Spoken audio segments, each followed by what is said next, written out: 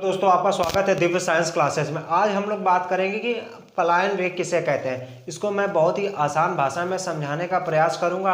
अगर मैं बात करूं अपने दृष्टिकोण से तो ये बहुत ही इंपॉर्टेंट टॉपिक है एग्जाम के रिलेटेड। एक बड़े बड़े एग्जामों में इससे क्वेश्चन आते हैं। तो हम लोग बात करते हैं कि पलायन वेग किसे कहते हैं। पलायन वेग किसे कहते हैं इसको मैंने बहुत ही सिंपल भाषा में समझाया। पहले बोर्ड पे समझाऊंगा, फिर मैं अपनी भाषा में आपको समझाऊंगा।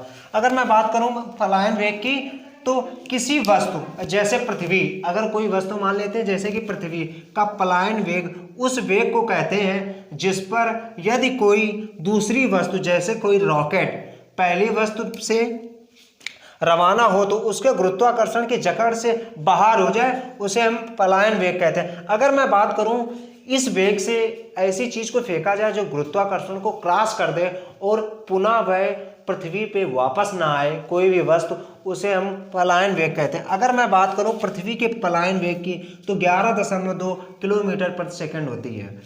अगर मैं इसके यूनिट की बात करूं LT की घात -1 जो वेग की होती वही इसकी डायमेंशन निकलेगी प्रीमियर सूत्र। अब इसको बहुत इंपॉर्टेंट है 11.2 किलोमीटर पर सेकंड, क्योंकि ये कहीं ना कहीं एयरफोर्स के एग्जाम, नेवी के एग्जाम, हर एक एग्जामों में इसको पूछ दिया जाता है। अगर मैं बात करूं चंद्रमा का पलायन वेग की तो 2.38 मीटर पर सेकंड होता है। सिंपल से चीज है। और एक आप लोगों के लिए क्वेश्चन है कि रॉकेट किस सिद्धांत पे लागू होता है, ये किस सिद्धांत पे वर्क करता है, ये आपको कमेंट में बताना है कि रॉकेट इस सिद्धांत पे काम करता है।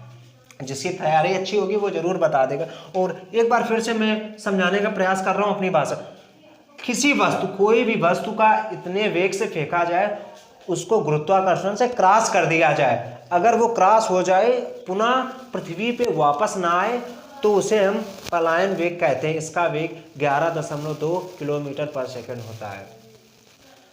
आई होप ये चीजें आपको बहुत अच्छे से समझ